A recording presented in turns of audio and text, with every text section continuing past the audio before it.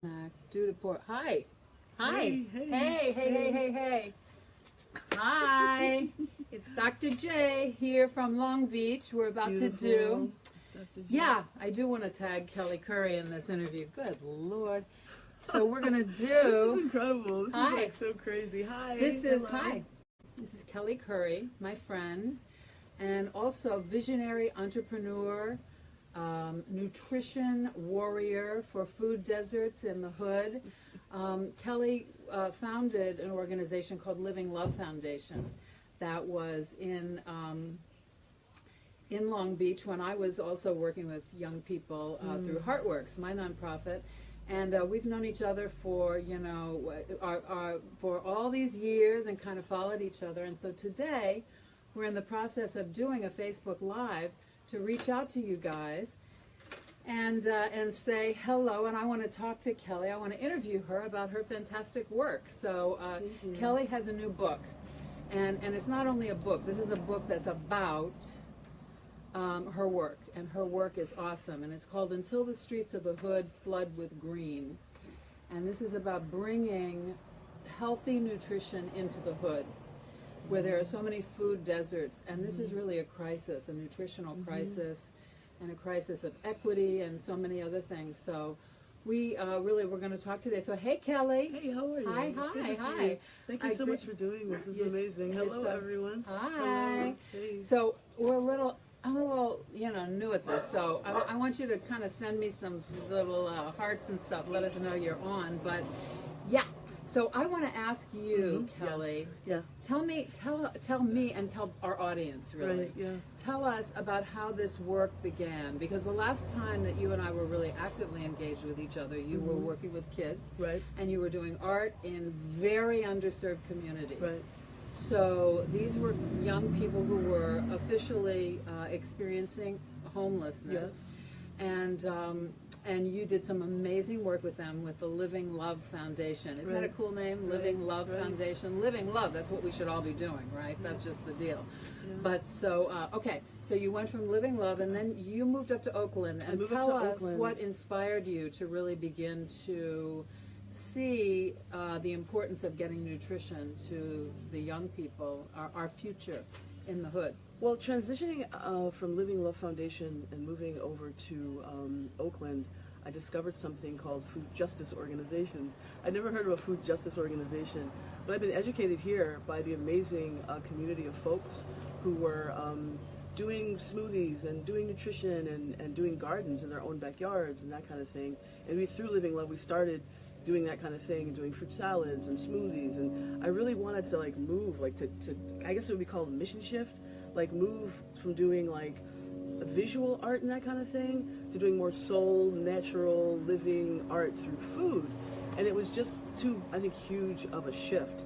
So left here, couldn't really get finances and things moving. My father transitioned, he died, and he said to me on his deathbed, he said, I really want you to do some other things, and it has to do, whatever you do has got to do with food, because you love food. He's like, whenever you put anything in someone's hand to eat that you've created, you light up. And this was right before he was transitioning, and I thought, okay, I'm gonna do it. I live really basically intuitively, and so I know that Sorry about the airplane going above. We're trying to have a nice, outside thing here, so just that'll pass by. So anyway, go ahead. So moving intuitively, I knew that, or felt from the inside out, that these were magical words. And he was telling me something about myself that I'd always taken for granted. Food had always been a part of my life. Having meals, preparing meals with family and friends, always loved to entertain, but it was something that I felt was more of a sidebar in my life. Okay. And when I transitioned to moving it into the center of my life, it just blossomed. So I got a job with an organization, beautiful old food justice organization, People's Grocery, in Oakland, California. And for the interview, I said, I've just been dreaming about putting greens in front of kids, putting green smoothies in front of children. And that is the real living love, because nature is giving us all the time. And we're in Long Beach, California, and there's fruit growing on trees, and it's just absolutely abundant. So we're going to Trader Joe, or we're going to Whole Foods, we're going to wherever we can to go food. As we're going, we're passing the food by that's on our walk. There are herbs, there's all kinds of things that are for our health, for the benefit of our health, and it's free and it's abundant. And so I ended up getting this job. Thank God I got this job. I needed this job. and always in the spirit, like I'm working and I'm hustling, but I'm in the spirit of living love. Always. That's what I've always realized. Well, that's kind of your umbrella. I was going to say, absolutely. So always keeping that going, that trajectory, because the dream of my parents was always and Living Love is based on and founded on the ethos and consciousness of my mother, Betty Ann. Okay. Who's But we want to just slow down a little bit on the ethos of it. I just want to go back and say, you said mission shift. And what I would say, I don't think it's a mission shift. I think it's a mission expansion. Because it's the heart of the work that you were doing when I knew you some time ago. Right. But you've expanded it into a more nutritional thing. And this was, I think it's really interesting to know how the organization was started. But let's just talk about the essence of the work you're doing now. We want to talk about and your mom transitioned and you began to kind of do this work and as a kind of legacy to her in a way, right? Or a way to keep her alive? What happened was I met a boy during those years at People's Grocery on the street corner who I offered him a green smoothie. And he said to me, he's like 8 or 9 years old, and he said, "Is it safe for me to drink? I have diabetes." And in that moment, I realized that even though it's not popular with organizations, that we had to start doing direct service on the ground. We had to start educating people directly on street corners, at high schools and places. So I transitioned to working with an organization called Planting Justice and joined forces in order to do just that. Because they were doing smoothies, kale smoothies, they had gardens all over the city. And as a result have moved, and as kind of like a project of Living Love is the Electric Smoothie Lab Apothecary, which is highlighted in this book. That kind of just moved through me when I I physically couldn't do any more smoothies that day and that week. I was sick for like 2 weeks, and this is a separate project, and this ruminated and flowed through me, and it's an amazing piece for the project for Tesla. So we saw which is the Electric Smoothie Lab Apothecary.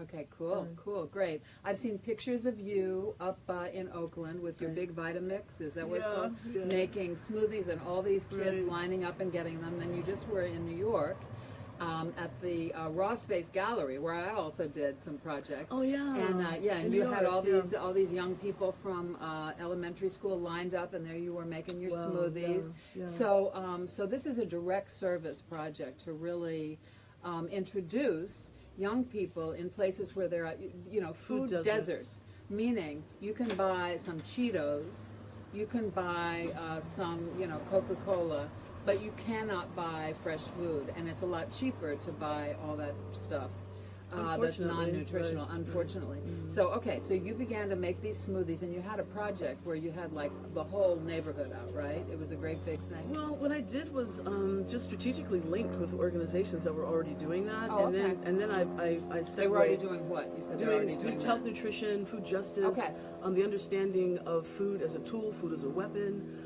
The idea of colonialism and how food enacts with us to depress us or excite us intellectually, spiritually.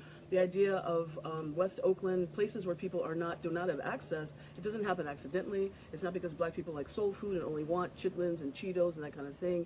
It's a plan. It's a weapon of governments and organizations that would like to depress. I mean, this is just not accidental. So I think working with Planting Justice, I really got a full understanding of the history of food as a weapon, going back hundreds and hundreds and hundreds of years. I mean, the first thing you do when you take over any place is burn crops, and you separate people from their ability to sustain themselves. Yeah. So now is this phrase, food justice warrior, I think it's interesting because I really, really want people to understand that with this young man being murdered in Sacramento, we need all of our energy. We need all of our energy to be able to get up every morning and use whatever 18 hours that we're putting at our job or our worries, our fears, and put some of that time into growing our own food, harvesting our own food, and bringing that food into our body. So even if people can't, I agree with that, and I think it's fantastic as a big picture thing. But even if people can't begin to, grow their own food, the idea of getting nutritional support to the kids, the young people in the community, and also it is critical, I think. So, there are a few parts of this, and Kelly is a visionary, Kelly is an entrepreneur, she's somebody with big ideas, and I really want to encourage you to, to get this program working in a way that is really going to become sustainable so that we can begin to, even beyond smoothies, of course, you know, really get some nutritional stuff going out there in the world with these young people. So, so what has well, a couple questions. I have so many questions, but one is, you told me yesterday that you are also creating these smoothies and taking them to a senior residence in Oakland and to some frail elderly folks. Yes, I do. I have a kind of a client-based business which supports folks in the neighborhood. My thing is, if you're in Oakland and you know Oakland, there's a street called MacArthur Boulevard. So my idea is this corridor, which is from Fruitvale, it goes on over to Castlemont High School, which has a garden. It's an Oakland Unified School District school. They have a farm and a garden. And so just to bring nutrition through this corridor, using the support of children, elders, people used to forage. I get offers at Tesla all the time. Tesla, again, is the Electric Smoothie Lab Apothecary. Tesla's the acronym. But for people... It's also a fabulous car, but that's a whole other thing. And an amazing engineer. I see Sandy Hart is on there. Right, Sandy? So we've gotten offers from community members because they see what I'm doing. They've read the book. They're excited about it. They're like, well, hey, I have fruit trees in my backyard. We all have fruit trees up and down the block. Let's get some of the youth to come in and forage and actually, you know, collate them and get them out to community either in just delivery or be it by putting them in smoothies. So this sounds like a great big project. This is a community organization. This is a culture shift. What is your vision for kind of the next step for your project? Does it have to do with getting funding? Does it have to do with getting, I don't know. I mean, do you want to keep doing it in Oakland? You want to spread it around? We're spreading it around Facebook today. Hopefully all over the place, all over the world. Well, actually bringing it to, I feel that living in Oakland, there's so much that's going on right now that's really, really difficult with housing, with homelessness, jobs, insecurity, police brutality, that kind of thing. So bringing a lot of the light that's in Long Beach over to Oakland and bringing a lot of the heady, all those things I learned about colonialism and food justice and the underpinnings politically, bringing a lot of that here so that we have actually a movement that's going back and forth. That will be people, that will be finances, this one large corridor that we have here in from Northern California to Southern California. California-based program. Yeah, but replication is the next thing. So actually, I go into schools and I do workshops, and it's creating ambassadors. Every school that I go to, I would like to leave behind a Vitamix or two and 3 or 4 parents who are able to do the smoothies and the kids who are able to help gather. And remember crossing guards back in the day? I was a crossing guard. I would come to school early and I would help people get across the street safely. And so to me, it's like kids come to school early, their moms, their abuelitas come, make smoothies, pass them out, and that can be replicated. We don't need the support of OUSD budget. We don't need the support of the school system in Chicago or any place. All we need is people to organize and get together and do that. Fantastic. So one of the things I just want to say is part of this is really just consciousness raising. A lot of people are, I'm sure there are a lot of folks out there going, wow, I wasn't even thinking about this. And most projects that spread and make a big difference in the world start with one visionary person like yours. Part of the challenge is that to make a project sustainable takes all kinds of stuff. And often the entrepreneur, the visionary, kind of wears out, you know. Yeah, right. And so what I'm encouraging our audience to do is really tune in to Kelly. Kelly, you're on Facebook, right? And also this is going to be, Kelly is revising this. It's a pamphlet at this moment, but she's working with a publisher and she's about to begin to get this out there in a different form, a little more sophisticated form. But this is Until the Streets of the Hood Flood with Green, the story of the Electric Smoothie Lab Apothecary.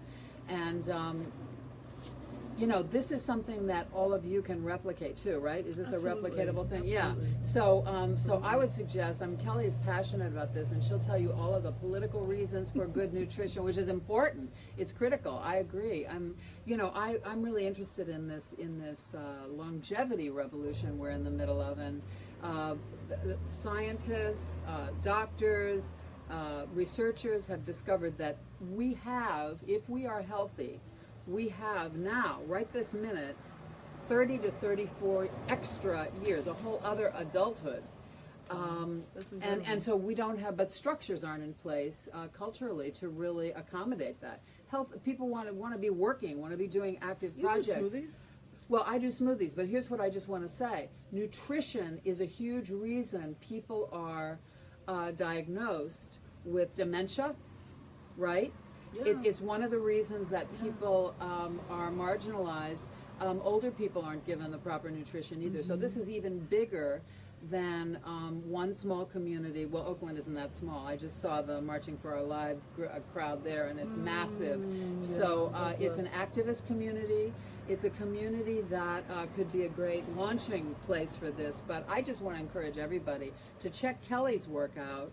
So how can people get this right now? How can Right people now, get your book? people would contact me, Kelly, Kelly at plantingjustice.org, and get Okay, it for me. Order it. Kelly at plantingjustice.org. Right. Okay. And when we do the re-release, will be released in Juneteenth. It will be on Amazon. It'll be at some That's cool. bookstores. It'll be Juneteenth around. And is- again, they can order it online or from me. I mean, the idea of doing it directly, of course, there's so much going on with what is taken from me as a writer. I probably wouldn't get very much of it if I was selling it in stores or that kind of thing. So this Right. allows me really to fund the project when people buy it directly from me, which is awesome. Okay, great. So let's give them the email again. Kelly, Kelly, at planting, like a plant, plantingjustice.org. Write to me, and then it's $12 if I'm sending it to you, $10 if you're in Oakland and you want to buy it directly from me. Okay, cool. So is there anything else you want to say to encourage people and giving them an idea about? I want to let people know that every decision they will ever make is based on their nutrition, and to take that very seriously. Eat as many greens as you can in your body. Smoothies are great; they go through you quickly. They don't deplete the energy it takes to digest. So nourish your body. Get some sunshine. Come to Long Beach. That's cool. Yeah, and what I would say is my goddaughter was here the other night. So part of this is an acquired taste because, I mean, she kind of looked at it, this smoothie I made for her, and I said, no, I really want you to taste this because I make smoothies too with dense nutrition, so we're on a similar wavelength on this.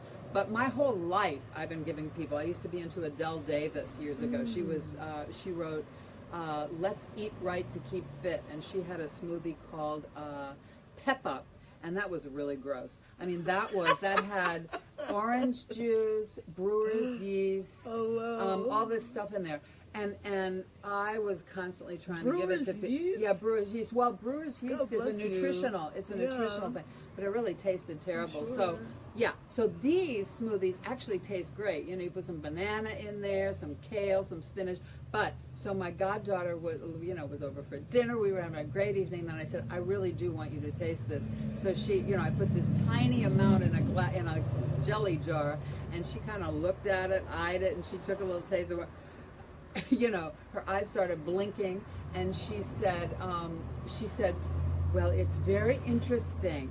So interesting is a word that, So I think part of the thing about all of this is that it's really about also creating a palate that can acclimate. We're so hooked on junk food, right?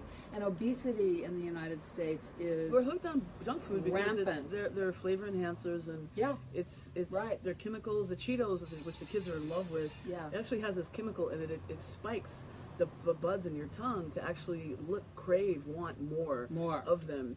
And so the really important thing about anything you're putting in your body is prebiotic and probiotic. Okay. So probiotics are great, but describe the difference between prebiotic and probiotic, because I'm reading a lot about that lately. Prebiotic is what you need to activate the probiotic. And what is a prebiotic? A prebiotic is something that helps you, that protects your gut flora. Probiotic. So what is it? You buy it in a capsule? You buy it in the, what is it? Can you get it from food? You can, but you can get, there's certain things that have, you go online and Google a quick prebiotic list. Lemon peel is prebiotic. Raw asparagus is prebiotic. It's pretty much everywhere. You don't have to get it from pills. Okay. Raw asparagus. But probiotics, of course, are everywhere. But you actually need the bulk. But the thing that we don't get is that because we've been taking so many antibiotics and overprescribed all of these chemicals from Western pharmaceuticals, it actually kills all the probiotic and prebiotic in your body for years. So you actually got to keep just flooding your body with that. But people aren't aware of the fact that sugar is really an addiction, but it's not something that we don't have. I don't have enough. I can't stay away from it. It's not our fault. It's planned that way, and then the obesity and many of our bellies will swell up because of we don't have enough of that stuff going on, and the sugar's just feeding on it. And so that insight's important. Not to beat up on yourself, just understand these things. Google prebiotic, probiotic, figure out what it is for yourself, where you can find it. Especially if you're not in a Mediterranean climate where things are just growing on trees, year round. Yeah. Find it. It's in herbs. It's in vegetables, and get some in. Okay, so prebiotic and probiotic, and also greens. You know, we know that greens are really critical, and some sort of dense nutrition. I'm using a product right now that I love. I'm not going to plug it right here, but it's a superfood, and I use it every day as the basis for my shake. But, you know, play around with it, but realize that, you know, and also a lot of depression is caused by a lack of gut health. It's true. It's all in the gut. You know, we have miles and miles of intestines. It's so important. And so, yeah, it's so important. yeah. It's so important. So, you know, feed your gut some prebiotics. So important. I don't know about the raw asparagus, but maybe we'll see if we can figure out a recipe for that. Or I can send you a good recipe for soup. It's really good. Okay, and when you say so raw, it can be cooked a little bit, like Okay. blanched a little bit, put in a Like blender blanched. with some almond milk and some onion. It's amazing. Oh, okay, so it's Really like a amazing. soup. Yes. Okay, yes. All kinds of great okay. ways. So, We could yo, do yo, we yo, could do good to some see you. cooking Yeah, we maybe could do next some time, cooking prepping, next yeah. time. Okay, Yeah. so it's great to have you Thank here. you. We've had a great week. Been so fun. I love you. And Thank love you. you too. And I'm so proud of you and so excited about the work you're doing. Thank So you.